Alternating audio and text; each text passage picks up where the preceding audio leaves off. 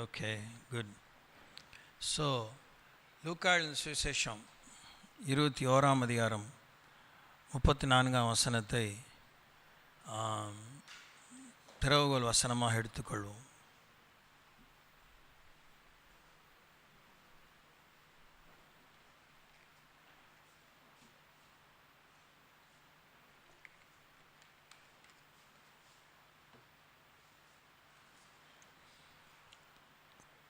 கணக்கு வழக்கு இல்லாத அம்பாரமாக குவியல் குவியலாக எப்படியெல்லாம் சொல்லலாமோ, 12 கூடை நிறைய மீதம் எடுக்கக்கூடிய அளவுக்கு மேலாகவே ராணி இருந்த காலத்தில், ராணிக்கு பின்னே உங்களுக்கு ஊழியம் செய்கிற இந்த காலத்தில் கர்த்தருடைய ஆலோசனையில் கேட்ட மேனியாக இருக்கிறீங்க. ஒரு வியாபாரத்தை ஆரம்பித்தால்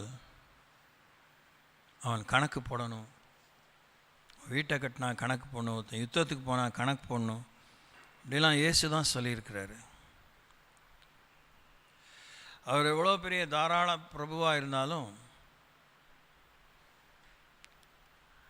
அவரே இந்த பூமியில் கணக்கு போட்டு பார்க்காம வரலை. அவருக்கு தெரியும், அவருக்கு முடிவை முதலிலே தெரியும், துவக்கத்திலே தெரியும். அதனால்தான் அவர் நீடித்த நாளாக இருக்கிறார், நீடித்த நாளாக இருப்பார். Ancient of days.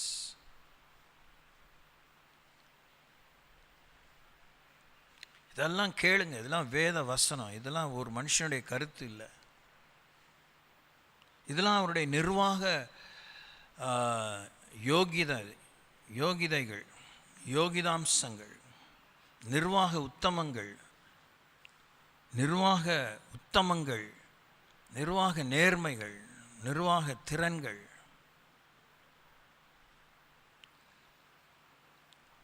வாய்க்கு வந்த மாதிரி கடவுள் பேசலை.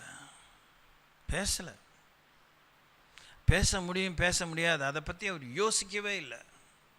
ஏனென்றால் அவர் வீணான ஒரு தேவன் அல்ல.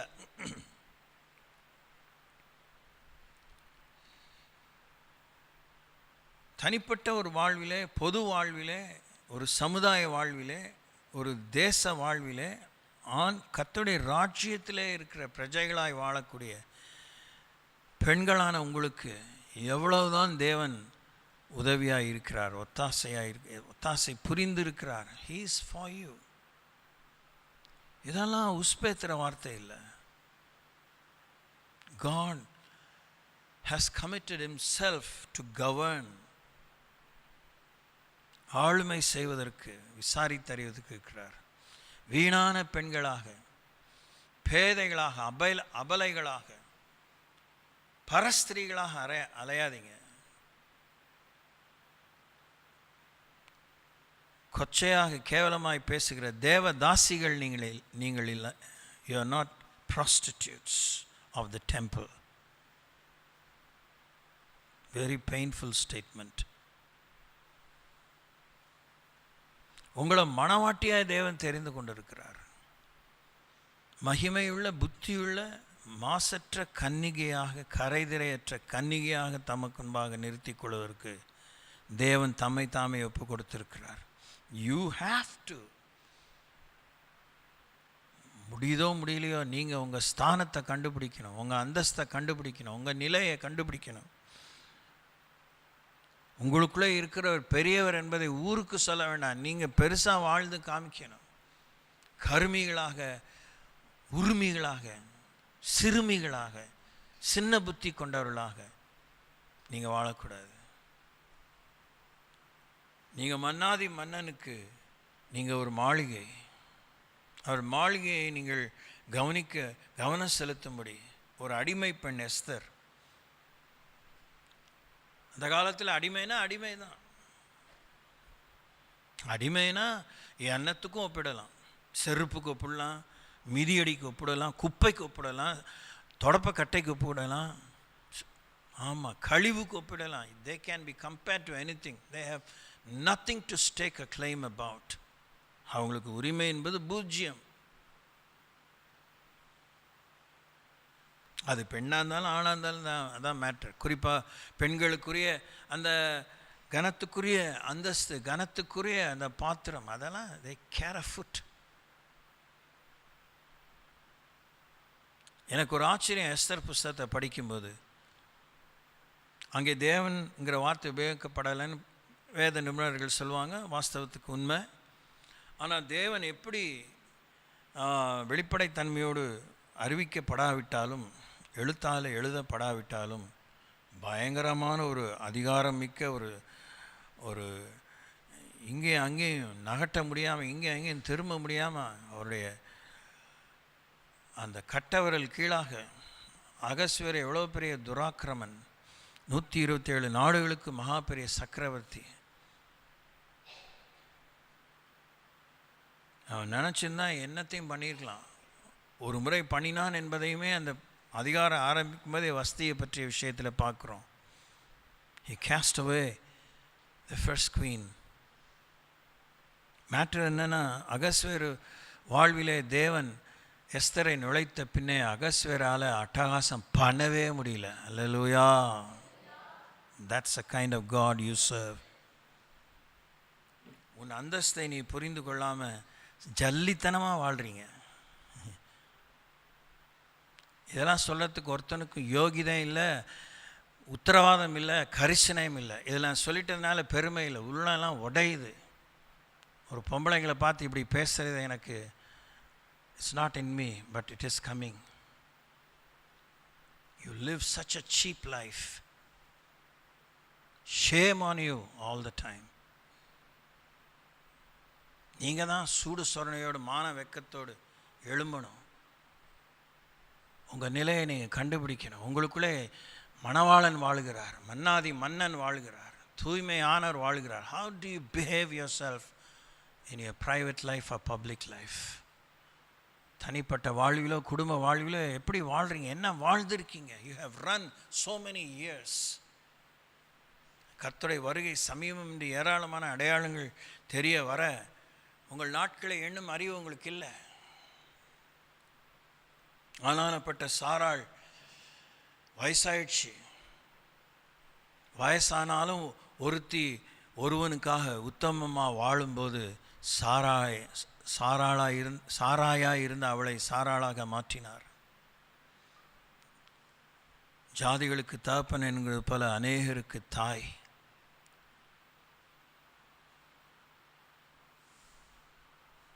அவளை தொட முடியல, அபிமெலேக்கால் அவளை தொட முடியல.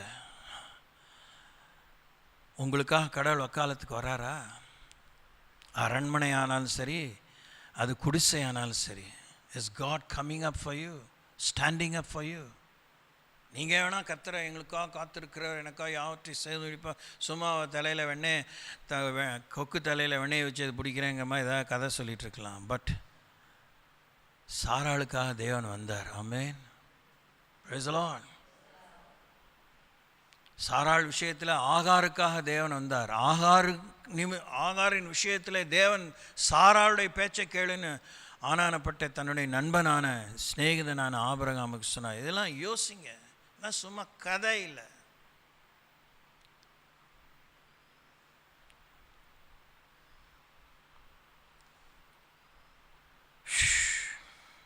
இந்த வசனத்தை வாசி தொடர்ந்து யோசிப்போம். உங்கள் இருதயங்கள் பெருந்திண்டினாலும் வெறியினாலும் லௌகீக கவலையினாலும் பாரம் அடையாதபடிக்கும் நீங்கள் நினையாத நேரத்தில் அந்த நாள் உங்கள் மேல் வராதபடிக்கு எச்சரிக்கையாயிருங்கள். நாங்கள் என்ன வெறிக்கிறோமா குறிக்கிறோமா, இதுதான் உங்களுக்கு பெரிய டிபேட்டாக இருக்கும், விவாத பொருளாக இருக்கும். ஒருவேளை நீங்கள் டாஸ்மார்க்கில் கடக்காமல் இருக்கலாம், அந்த பப்பில் இல்லாமல் இருக்கலாம், ஆகாமிய கூடாரங்கள் இல்லாமல் இருக்கலாம். ஆனால் நீங்கள் வேறு விதமாக உங்கள் மேல் இருக்கிறதான அந்த தேவனுடைய முதலீடை, உங்கள் மேல் இருக்கிறதான தேவனுடைய மரியாதையை நீங்கள் எவ்வளோ அவலட்சணமாக்கி கொள்கிறீங்க. உங்கள் இருதயம் எப்படி பிரித்து மேயப்பட்டிருக்கிறது. கர்த்தருக்காக என்ன செலவாயிருக்கீங்க, என்ன செலவழிக்கிறீங்க. நான் சொல்கிறது துட்டு இல்லை, அதை பற்றி 40 வருஷமாக உங்களுக்கு தெரியும். I don't concentrate on the money. though money is needed. பணமோ எல்லாவற்றுக்கும் உதவும். That's a different story. தேவன் உங்கள் வாழ்க்கையிலே தன்னையே ஊற்றி இருக்கிறாரே. நீங்கள் உங்கள் அந்தஸ்தில், உங்கள் அபிஷேகத்தில், உங்களை தெரிந்து கொள்வதில் உறுதியாக்கி நின்னீங்கன்னா உங்கள் வீட்டுக்காரன் சமுதாயத்தில் கனமுள்ளவனாக இருப்பான். வீட்டு காரியங்களிலே முன்னிலையாக இருப்பான், முன்னோடியாக இருப்பான். எக்ஸாக்ட் வேர்ட், முன்னோடியாக இருப்பான். உங்கள் சந்ததிக்கு முன்னோடியாக இருப்பான். You have so much of possibilities.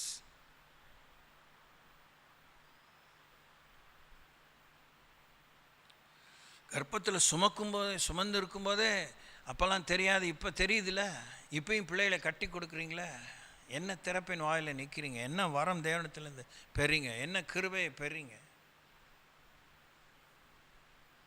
இப்போ நீங்கள் வெளியே பிள்ளைகளை கட்டி கொடுத்தோன்னு திறப்பின் வாசல் நின்று எவ்வளோ செலவாறீங்க பிள்ளைகளுக்காக எவ்வளோ மன்றாடுகிறீர்கள். அவர்களுக்குள்ளே கிறிஸ்து உருவாக வேண்டும் என்று எவ்வளோ துடிக்கிறீங்க. கர்ப்ப வேதனைங்கிறது நீங்கள் தான் நம்பர் 1 புரிஞ்சிக்க முடியும். எஃப்ஐஆர் போல first information response will be only from you. எங்களுக்கு கர்ப்பம் இல்லை. What a mighty provision. அதை பற்றி அல்பத்தனமாக உலகத்தில் கேட்குற மாதிரி கொச்சப்படுத்துகிற மாதிரி தான் யோசிக்கிறோம். ஆனால் அபாஷன் ஆகும்போது ஒரு பெண் கடந்து போகிற துன்பங்கள், வேதனைகள், மன போராட்டங்கள், சரீர மாற்றங்கள், அதனுடைய தொடர் அதிர்வுகள்,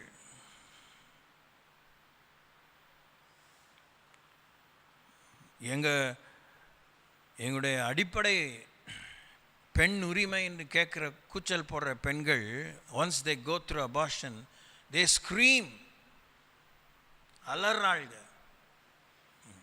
கடவுள் உங்களுக்குள்ளே ஒரு பெரும் காரியமாக தேவன் தெரிந்து கொண்டு படைத்து மீட்டு கொண்ட எல்லாமே புனிதம்தான். அதை போய் நீங்கள் டச் பண்ணிங்கன்னா காட்டுத்தனமாக யூ ஆர் இன்வைட்டிங் ட்ரபிள். உங்களை பற்றி ஏன் உங்களுக்கு தியானம் இல்லை? உங்களை பற்றி நான் ஏன் இவ்வளோ தியானிக்கணும்? I don't feel it right. ஆனால் நான் சில நேரத்தில் நியாயப்படுத்திக்க எனக்கு இஷ்டமே கிடையாது, கண்டிப்பாக கிடையாது. ஆனால் சில நேரத்தில் யோசிப்பேன், உங்களை ஆண்டவர் தனியாக படைக்கலை, இதுதான் மேட்ரு. இது என்னுடைய புரிதல். அதில் நான் கரகண்ட ஞானியாக சொல்கிறதுக்கு ஆயத்தமாக இல்லை, விருப்பமும் இல்லை. ஆனால் முதல்ல ஆண்டவர் ஆணை தான் படைத்தார். He could have created you first. உங்களை முதலாக படைச்சிருக்கலாம். அவரை தான் கேட்கணும். படைக்கலை, மேட்ரு அவ்வளோதான். இனிமேல் படைக்கிற மாதிரி இல்லை. So you were created for man. நீங்கள் இங்கேருந்து கிளம்பி நாட்டையே போகிறதுக்கு வீராப்பும் வீம்பும் இருக்கிறது ஓகே, சந்தோஷம். ஆனால் முதல்ல உங்கள் வீட்டில் ஜதியை போடுங்க.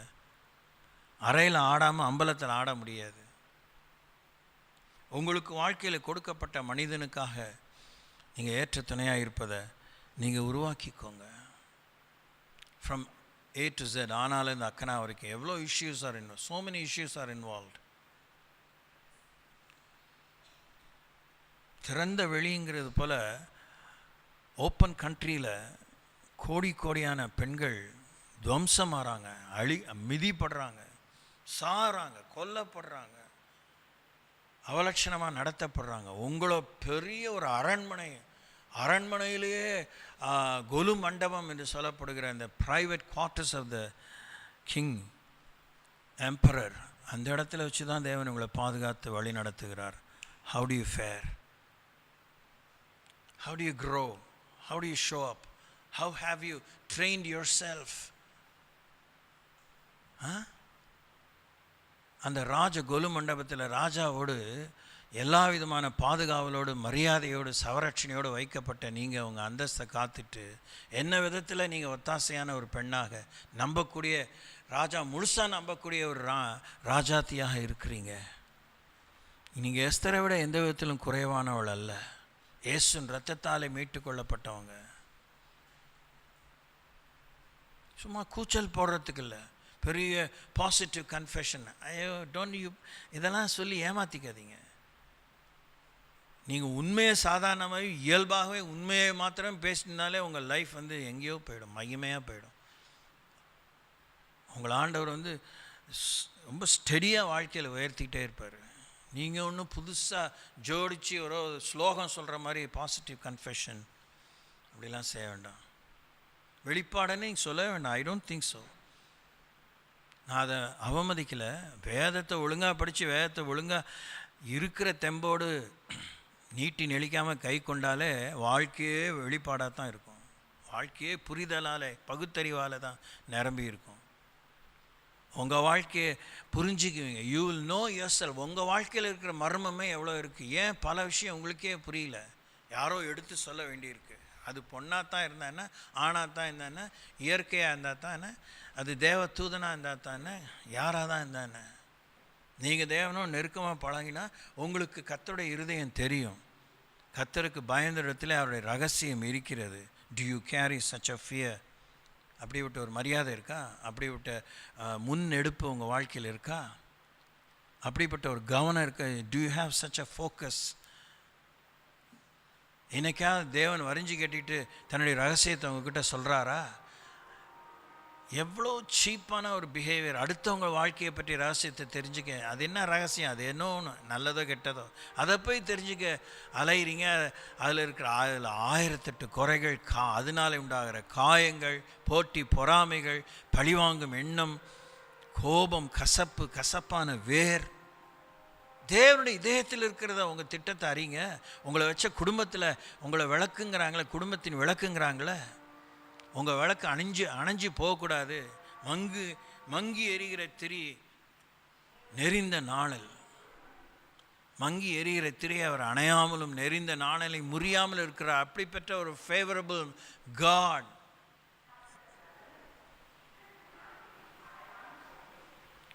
அப்போ எஸ்தர் அப்படி வாழ்ந்ததுனால தானே, அந்த தேவ சித்தத்தை புரிஞ்சுக்கிட்டதுனால தானே மொர்தெக்காயினுடைய போதனையை கேட்டு, அவனுடைய எச்சரிப்பை கேட்டு, கண்டிப்பை கேட்டு எல்லாம் கேட்டிருக்கலாம். இன்னைய காலத்து உங்களுடைய வாயாடித்தனத்துக்கு நானாயா கேட்டேன்?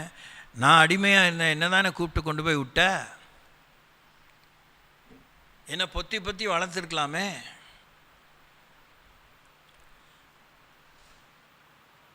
இல்லை, நீ போ, தேவன் உனக்காக ஒரு காரியம் வைத்திருக்கிறார். என்னெல்லாம் சொன்னாரோ. Finally she obeyed. She entered into the arena of Ahasuerus.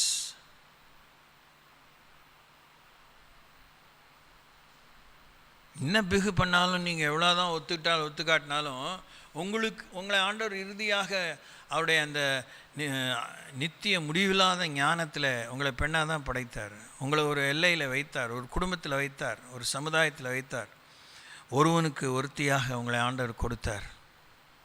அந்த வீட்டு பாடத்தை சரியாக பண்ணல, அதிலே நீங்கள் வளர்ச்சி காணலை. எவ்வளோ வாழ்க்கையை விரயம் பண்ணிகிட்டே இருக்கீங்க, காலம் சமய நேரத்தை விரயம் பண்ணிகிட்டே இருக்கீங்க. அவருடைய இதயத்தை புரிந்து கொள்வதற்கு இயற்கைக்கு உட்பட்ட, இயற்கைக்கு அப்பாற்பட்ட வாழ்வழிக்கும் வார்த்தைகள் உங்களுக்கு எழுதி தந்தோம், அதை வாசிக்க முடியாது. இங்கே வலிக்குது, அங்கே பரட்டுது, உருட்டுது, இதுவே தான். அதோடு தானே இந்த பெண்கள்லாம் வாழ்ந்துருக்குறாங்க. அவங்களுக்கும் அதே கர்ப்பம் தானே, அதே மாதவிடாய் தானே, அதே பலவீனமான பாண்டம் தானே. ஏவாள் துவக்கி ஏற்பாடுகளுக்கு முன்னே வாழ்ந்தவர்களானால், ஏற்பாடுகளுக்கு பின்னே வாழ்ந்தவர்களானாலும், இன்னைய காலகட்டத்தில் கர்த்தரை பற்றி கொண்டு வாழுகிறவர்களானாலும், they took some risks. Yes, they did. தேவன் உங்களை தேடி வரவில்லையா? தம்மை பற்றிய உத்தம இதயத்தோடு இருக்கிறவர்களுக்கு தம்முடைய வல்லமை விளங்க பண்ணும்படி அவருடைய கண்கள் பூமி எங்கும் உலாவி கொண்டிருக்கும். இந்த சபையில் உலாவறதுக்கு என்ன கேடு? உங்களை தேடுறாரு. Will you be able to show yourself to God? இன்னைக்கு இந்த பாலியல் கொடுமைகளுக்கும் கொடூரங்களுக்கும் உள்ளாகிற பெண் சமுதாயத்துக்காக பெண்ணியத்தை போற்றியவர்களை பெண்களே ராட்சசிகளாக எழுந்து கடிந்து கொள்கிறார்கள். ஆண்கள் செய்வதை யாரும் நியாயப்படுத்திக்கிறதுக்கு எந்த யோகியதையும் எந்த ஒரு காரணமும் கிடையாது. அதெல்லாம் நம்பர் 1. என்றைக்கு நான் இந்த ஊழியத்தை உங்கள் கையில் எடுத்தேனோ அன்னையிலேருந்தே சொல்லிகிட்ருக்கேன். ஆனால் பெண் ஆர்வலர்கள், சமூக ஆர்வலர்கள் என்ன சொல்கிறாங்க? அவங்களாம் ரட்சிக்கப்படாதவங்க. 10ல் 9 பேர் ரட்சிக்கப்படாதவங்க. யாருக்காக உடுத்துகிறாய்? எதுக்காக உன்னை நீ உடுத்து வைத்துக் கொள்கிறாய்? என்ன காரணம்? சொல்கிறாங்க, சொல்லிகிட்டே இருக்கிறாங்க. எனக்கு உரிமை உண்டு, நான் எப்படி வேணால் இருப்பேன், அரை நிர்வாணமாக இருப்பேன், முழு நிர்வாணமாக இருப்பேன், ஜன்னல் போட்ட ஜாக்கெட்டு என்னென்னத்தையோ இதெல்லாம் சொல்லுவேன். அவங்க சொல்கிறாங்க. அவ கேட்குற ஒருத்தி, நீயா நானாங்கிறதில்ல, ஒருத்தி கேட்குறா, நீ ஏன் என்னை பார்க்குற? இதெல்லாம் ஒரு ஆர்கியூமெண்ட்டா?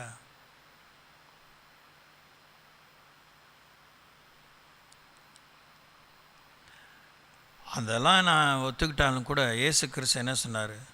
அதுதான் மேட்டர். கண்ணாலே ஒருவன் பாவத்தில் விழ முடியும், ஒருத்தி பாவத்தில் விழ முடியும். கண் சரீரத்தின் விளக்கு. உன் கண் வெளிச்சமாக இருந்தால் உன் சரீரம் முழுவதும் வெளிச்சமாக இருக்கும். கண் இருட்டாக இருந்தால் சரீரம் முழுவதும் இருட்டாக இருக்கும் சொன்னார்.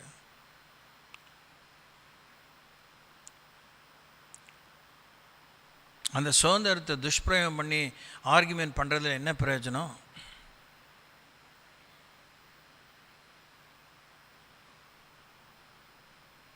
அப்படியே அதெல்லாம் இந்த கல்யாணம் ஆகிறதுக்கு முன்னாடி இல்லை தரிகட்டத்தனமாக நடந்த ஒரு பெண்ணுடைய வார்த்தையோ ஒரு ஆணுடைய வார்த்தையோ பாய்ஸ் அண்ட் கேர்ள்ஸுடைய வார்த்தையோ இருந்தாலும் ஜென் ஜிங்கிறாங்க, ஜென் ஆல்ஃபாங்கிறாங்க, வாட் எவர் இட் இஸ். இப்போ cockroach society. Once you get married, திருமணம் ஆனவுடனே, நம்ம பொது விஷயத்தை தான் பேசுகிறோம். திருமணம் ஆனவுடனே ஆண் வந்து பெண் தனக்கு உத்தமமாக இருக்கணும்னு விரும்புகிறான், பெண்ணும் ஆண் தனக்கு உத்தமமாக இருக்கணும்னு விரும்புகிறான். இல்லை நீ நான் கல்யாணம் பண்ணிட்டாலும் எங்கே வேணால் மேயலாம், நான் உன்னை கல்யாணம் பண்ணால் எங்கே வேணால் மேயறதுக்கு எனக்கு ஃப்ரீடம் கொடு அப்படிங்கிற யாராக இருக்காங்களா? அப்படிப்பட்டவங்க விரும்புகிறவங்க கல்யாணமே பண்ணிக்கிறதில்ல. அதான் லிவிங் டுகெதர். அதனால் உலகம் முழுசும் சாபமான வியாதிகள், பாவமான வியாதிகள், சந்ததிகள் சீரழிகிறது. ரெப்பர்கஷன்ஸ் ஆர் டெட்ரிமெண்டல், டயபாலிக். உங்கள் கவலை, உங்கள் கரிசனை பிள்ளைகளுக்குள்ளே தேவ ராஜ்யத்தை விதைக்கணும், கர்த்தருடைய சிந்தையை விதைக்கணும், கர்த்தருடைய திட்டத்தை விதைக்கணும், கர்த்தருடைய வார்த்தையை விதைக்கணும். எல்லாம் இப்படி செய்கிறாங்க. பேசியே வீணாக போகாதீங்க. ஒருத்தர் மேலே கல்லெறிஞ்சி, ஊழியர்கள் மேலே கல்லெறிஞ்சி, ஊழியக்காரின் மேலே கல்லெறிஞ்சி, முந்தினவர்கள் பிந்தினவர்கள் மேலே கல்லெறிஞ்சி, அடுத்தவன் மேலே உங்களுக்குன்னா ஒரு நியாயம், இன்னொருத்திக்குன்னா இன்னொரு நியாயம். சொல்கிறாங்களா வாழ்ந்து கிழிச்சிட்டாங்களா? யார் வாழ்ந்து கிழிக்கலையோ, நீங்கள் கிழிக்கலைன்னா உங்கள் சீட்டு கிழிஞ்சி, என் சீட்டு கிழிஞ்சி, மேட்ரு அவ்வளோதான். நாம் பிள்ளைகளை வளர்க்குறோம் எதுக்காக? To make money, not to win a soul. ஒரு ஆத்மாதாயம் பண்ணுவதற்கு ஏதாவது பெண்ணை, ஒரு பொம்பளை பிள்ளைய ஆம்பளை பிள்ளைய நீங்கள் வளர்த்துருப்பீங்க, பயிற்றுவித்திருப்பீங்க. உங்களுக்கே ஆத்மாதாயம் சரியாக செய்ய தெரியலையே, உங்களுக்கே ஒருத்தனை ஆத்மாதாயம் பண்ணியிருந்தாலும் சீஷியாக்க முடியலையே. சட்டியில் இருந்தால் தானே ஆப்பையில் வரும். அப்புறம் அவங்க செல்ஃபோனில் மாண்டு போகிறாங்க, அதில் மாண்டு போகிறாங்க. மாண்டு தான் போவாங்க, வேறு எப்படி போவாங்க? Have you introduced the power of God? Have you introduced the blood of Jesus? இயேசுவின் இரத்தத்தை உங்கள் பிள்ளைகளுக்கு போதித்தீங்களா? இயேசுவின் வல்லமை உங்கள் பிள்ளைகளுக்கு போதித்தீங்களா? பரிசுத்தத்தின் வல்லமை உங்கள் பிள்ளைகளுக்கு போதித்தீங்களா? வேத வசனத்தின் வெளிச்சத்தை காண்பித்தீர்களா? கால்களுக்கு தீபம், பாதைக்கு வெளிச்சங்கிறத காமிச்சிங்களா? பிள்ளைகளை சவலப்பழம் மாதிரி வளர்த்திட்டு எல்லாம் கர்த்தர் செஞ்சிருவா. நேரம் வரும்போது தான் எல்லாம் சிக்கலில் இருக்குது. காலத்தை விரயம் பண்ணிங்க. காலம் உங்களுக்காக எனக்காக காத்திருக்காது. போதிக்கிற எனக்கானாலும் சரி, கேட்குற உங்களுக்கானாலும் சரி.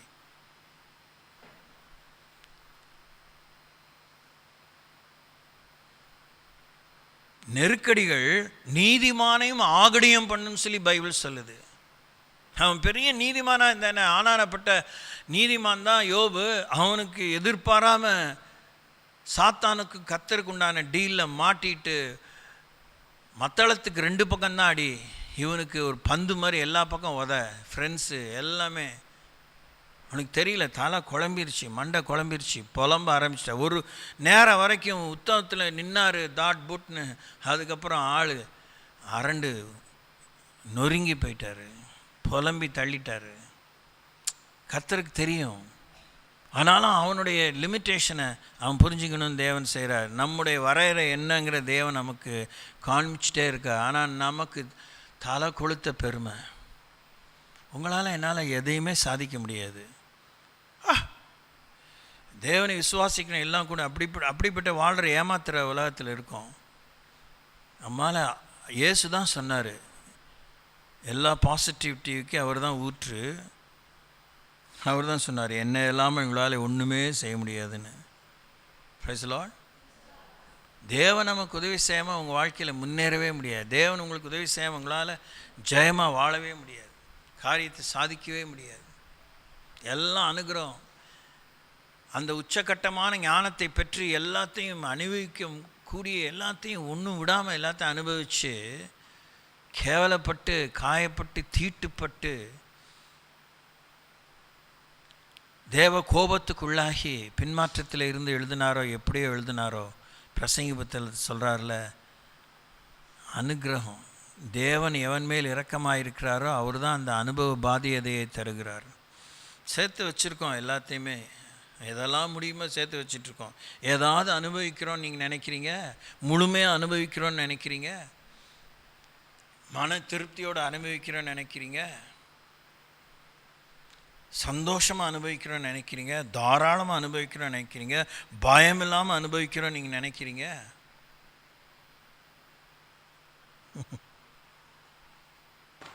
அதான் நம்ம வாழ்க்கை, அதான் மாயை.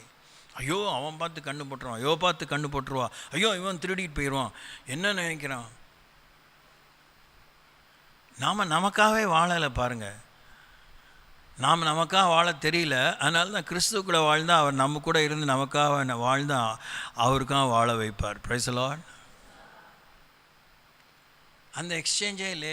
You don't. எவ்வளோ பிரமாதமான ஆலோசனைகளை கர்த்தர் தருகிறது. அப்படியே ஹார்ட் கிராஸ் பண்ணால் கொடுத்துட்டே இருக்கிறேன். நீங்கள் எடுக்கிற நோட்ஸை என்னைக்கா போய் திருப்பி பார்த்துருப்பீங்களா? அண்மையான வருஷங்களிலேருந்து பதிவு செய்கிறோம், ஏதாவது திரும்பி போய் கேட்டிருப்பீங்களா?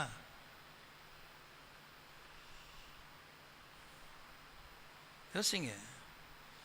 Take action.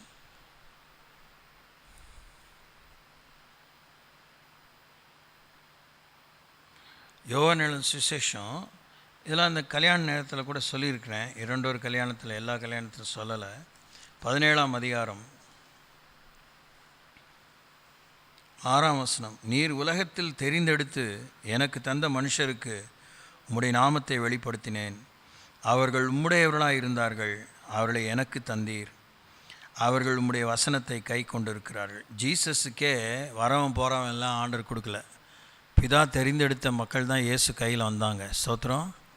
நீங்கள் ஒவ்வொருத்தையும் ஆண்டவர் பார்த்து, நீங்கள் அவிசுவாசி இருந்து கல்யாணம் ஆகியிருந்தாலும் சரி, விசுவாசி ஆன பிற்பாடு கல்யாணம் ஆகியிருந்தாலும் சரி, ஒவ்வொரு குடும்பத்தில் பிறந்த இன்னென்ன குடும்பத்தில் பிறந்தவன் இன்னாருக்கு புருஷனாகவும் மனைவியாகவும் மாற வேண்டும் என்று ஒருத்தர் கொடுத்துருக்கிறாரு. இடையில நித்திய நாயகனாக, ஆறுதல் நாயகனாக இயேசு பிரவேசித்தார். He has ordained your marriage. He has restored your marriage.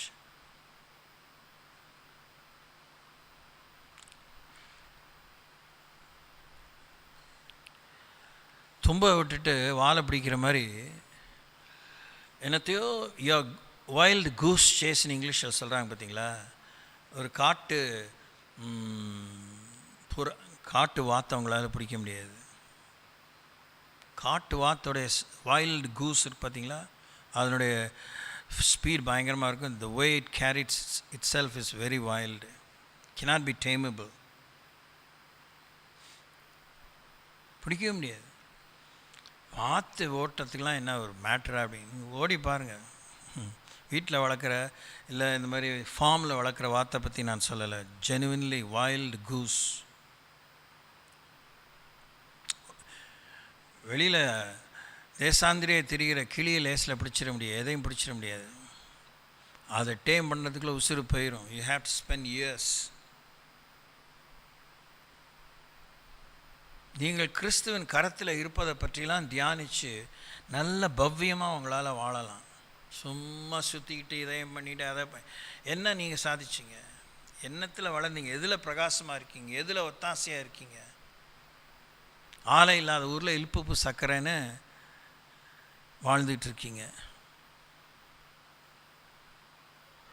குறை சொல்கிறதாக தான் பிசாசு காலம்புறம் அவங்க ஐம்புலன்களையும் ஓதிட்டுருக்கான். கண்ணு காது மூக்கு செவியில் மாத்திரம் எல்லாத்துலேயுமே ஓதிட்டுருக்கான்.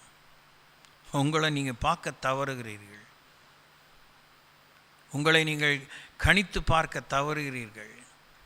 நீங்கள் அதுக்கு படிச்சிருக்கணும். கர்த்தரை படித்தா போதும், வேதத்தை படித்தா போதும். You don't have to have a degree, don't have to have a post graduate degree. நீங்கள் முனைவர் பட்டம் வாங்கணுன்னு அவசியமே கிடையாது. பரிசுத்தாவினர் உங்களுக்கு ஞானியாக இருக்கிறார்.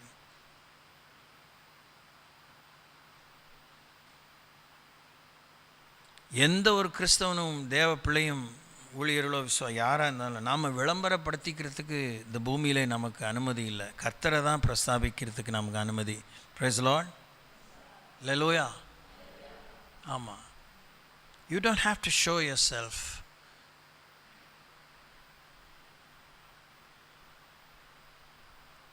லௌகீக கவலைகள்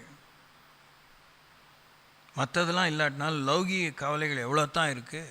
அதனால் பாரம் அடையாத உன்னை ஏதாவது பாரம் அடைய செய்தால் அது உன்னுடைய முயற்சி, உன்னுடைய வளர்ச்சியை தடுக்கும், முன்னேற்றத்தை தடுக்கும், உன் பயணத்தை தடுக்கும், வேகத்தை தடுக்கும். அதிலிருந்து வெளியே வாங்க. நீங்கள் நினையாத நேரத்தில் அந்த நாள் உங்கள் மேல் வராதபடி எச்சரிக்கையாயிருங்கள். ஒரு வீட்டு குடும்ப வாழ்க்கை தேவையில்லாதெல்லாம் மனசில் போட்டு சொந்த பந்தத்துக்குள்ளே கூட பிறந்தவங்களுக்குள்ளே இருக்கிற குப்பையெல்லாம் மனசில் வச்சுருந்தா பருப்பு தீர்ந்து போச்சு. வேலைக்கு போகும்போது தான் இதை சொல்லணுமா? நேற்றுக்கே தெரியாதா? அவங்க உங்களுக்கு ஏன் இவ்வளோ டென்ஷன் ஆகிறீங்க அப்படின்னு கேட்குறது. இப்படியே தான் வண்டி ஓடிட்டுருக்கு. அந்த நேரம் வர்றது நமக்கு தெரியல. ஒரு எமர்ஜென்சி வீட்டில் வந்தால் எனக்கு தெரியல. புருஷன் சம்பாத்தியத்தெல்லாம் அழிச்சிட்டு அதுக்கப்புறம் கடன் வாங்க முடியாது ஏன் வைக்கிறீங்க?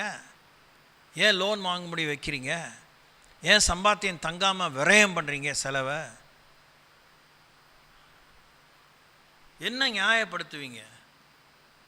யாருக்கு சம்பாதிக்கிறீங்க? இதெல்லாம் பேச்சே கிடையாது. இதெல்லாம் பொல்லாத பேச்சு, பொல்லாத சிந்தனை. ஏன் நீங்கள் போங்க, இப்போ தான் 100 நாள் வேலைங்க போங்க, உங்கள் கை செலவுக்கு கால் செலவுக்கு உங்கள் தலையிலேருந்து கால் வரைக்கும் வேண்டிய செலவுக்கு வேலைக்கு போங்க. கொடுக்க முடியாது, என் செலவை நான் பார்த்துக்குவேன்னு சொல்லுங்கள். நீ பொம்பளை.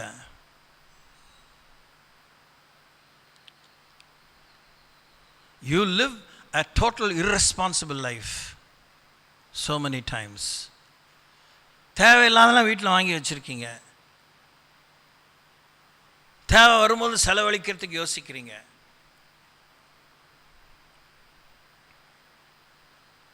இந்த நகை நட்டு, இந்த வைரம் ஐடூரியம் இதெல்லாம் ஒரு பொருளாதாரத்துக்கு அடுத்த ஒரு விஷயமாக இல்லாத காலத்தில் எப்படி பெண்கள் வாழ்ந்தாங்க? எப்படி எமர்ஜென்சிஸை ஹேண்டில் பண்ணாங்க? அவசர கால காரியத்தில் எப்படி அவங்க பொருளுதவிகளை செய்தாங்க? சிம்பிளாக யோசித்து பாருங்கள். Super example Abigail. நாபால் அவன் ஏற்கனவே அவன் பிசாசின் மகன், பேலியாளின் மகன். வீட்டுக்காரமாகவே சர்டிஃபை பண்ணிடுச்சு. அவன் வயிற்றுச்சலை கொட்டுறதுக்கு தாவீதுனுடைய கோபத்தை சம்பாதிச்சுக்கிட்டான்.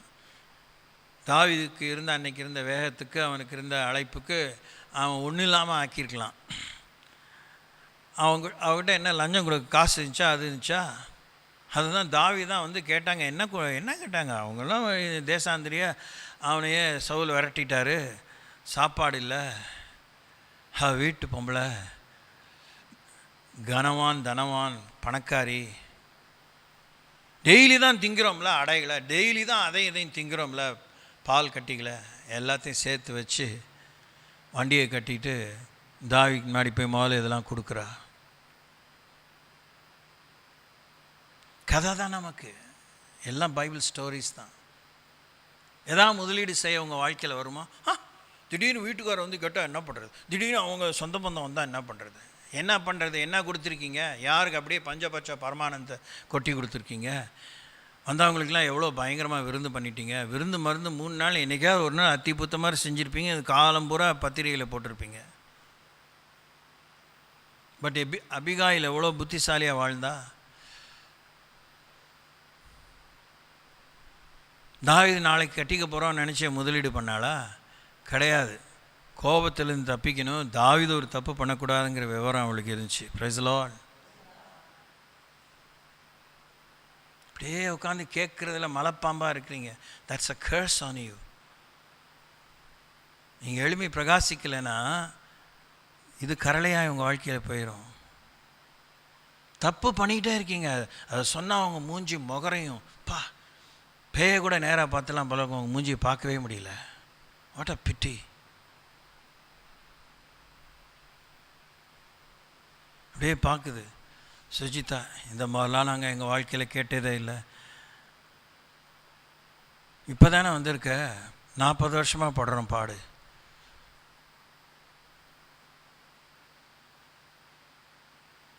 உங்களால் தேவ முகத்தை பார்க்க முடியுதா? என்ன பாருங்கள்.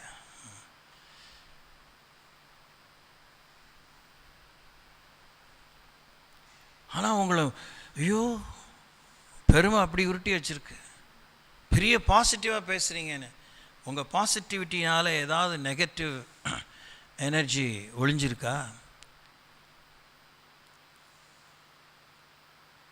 போதனையின்றி புருஷனை ஆதாயப்படுத்தி கொண்டாங்க எத்தனை பேர்? அவருக்கு எவ்வளோ சொன்னாலும் கேட்க மாட்டார். உங்களுக்கே ஒரு தீர்மானம்.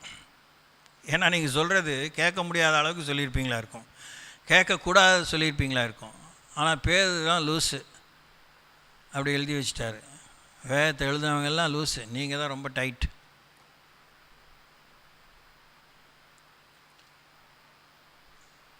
எப்போ எளிமை பிரகாசிக்க போகிறீங்க? நாங்கள் யாரை தான் பார்க்கல, யாருக்கு தான் சொல்லலை, அவங்க தான் வரதில்லை. சரி, நானும் தான் கேட்குறேன் உங்கள் ஆர்கியூமெண்ட். உங்களோட வரவங்க எங்கு 2 அல்லது 3 பேர் என் நாமத்தினாலே கூடியிருக்கிறீர்களோ அவள் மத்தியில் மெய்யாகவே யார் இருக்கா? அதான் தெரியல. அவள் மத்தியில் யார் இருக்கா? இயேசுன்னு அவர் சொல்லியிருக்காரு. ஆனால் அவர் இருக்கிறதில்ல. புறணி தான் இருக்குது, போட்டி தான் இருக்குது, பொறாமை தான் இருக்குது, துக்கம்தான் இருக்குது, அவமானம் தான் இருக்குது, சிறுமை தான் இருக்குது, அவநம்பிக்கை தான் இருக்குது, நானா நீயாங்கிற விஷயந்தான் இருக்குது. அவெல்லாம் யோகியமே இல்லை. ஆளாளுக்கு ஒவ்வொருத்தையை பற்றி அப்படி தான் அபிப்பிராயங்கள். பிசாசு தான் உட்காந்துருக்கு. ஜெபிக்க நேரத்தில் 1000 ஸ்தோத்திர பலிகள் தான். முடிஞ்சவொடனே ஈசாக அவன் கொல்லலை, நீங்கள் கொண்டுடுறீங்க. அதுக்கப்புறம் வேறு பலிகள், அது முன்னாடி ஸ்தோத்திர பலிகள், இது நஜம் பலி போட்டு சதக்குன்னு கூத்து கேரக்டர் அசாசினேஷன்ஸ். பிசாசுக்கு இடம் கொடாமலும் இருங்கள். பிசாசுக்கு தேவனுக்கு கீழ்ப்படிந்தீர்கள், பிசாசுக்கு ஏற்றுங்கள், அப்பொழுது அவனை உங்களை விட்டு ஓடி போவான். ஆனால் எனக்கு ரொம்ப ஆச்சரியம் நம்ம சபையை பற்றி. எவ்வளோ வேணால் கேட்டுக்கிறீங்க. ஒரே ஒரு வசனத்தை சொல்லி நாம் உருப்படுறதுக்கு நாமன்னு சொல்லியிருக்கேன். அதனால் நீங்கள் வந்து அவராய்லாம் எல்லாம் நம்ம வண்டியே அப்படி தான் இருக்குது. வாசிக்கலாமா? எபிரேயருக்கு எழுந்திருமோ 12ஆம் அதிகாரம், The book of Hebrews chapter 12 27லேருந்து கடைசி வரைக்கும் வாசிப்போம். இன்னும் ஒரு தரம் என்கிற சொல்லானது அசையாதவைகள் நிலைத்திருக்கத்தக்கதாக அசைவுள்ளவைகள் உண்டாக்கப்பட்டவைகள் போல மாறிப்போம் என்பதை குறிக்கிறது. அப்படி குறிக்கப்பட்டிருக்கிறபடினாலே ஆதலால் அசைவில்லாத ராஜ்யத்தை பெறுகிறவர்களாகிய நாம் பயத்தோடும் பக்தியோடும் தேவனுக்கு பிரியமாய் ஆராதனை செய்யும்படி கிருபையை பற்றி கொள்ள கடவோம். நம்முடைய தேவன் பட்சிக்கிற அக்கினியாய் இருக்கிறாரே. இல்லை என் முன்னாடி வசனத்தை விட்டுட்டோம். 26, அவருடைய சத்தம் அப்பொழுது பூமியை அசைய பண்ணிற்று. இன்னும் ஒரு தரம் நான் பூமியை மாத்திரமல்ல வானத்தையும் அசைய பண்ணுவேன் என்று இப்பொழுது வாக்கு தத்தம் செய்திருக்கிறாரு. இந்த வாக்கு தத்தம் நமக்கு பிடிக்காது. இப்போ தான் வெனிசுவேலாவில் சும்மா எப்படி அசைச்சா எப்படி இருக்கும்னு காமிச்சிருக்காரு. இந்த மாதிரி நிறைய இடத்துல காமிச்சிருக்காரு இல்லை உலகத்தில். ஸ்தோத்திரிப்போம், கண்களை மூடுவோம், மீதி காரியங்களை பின்ன யோசிப்போம்.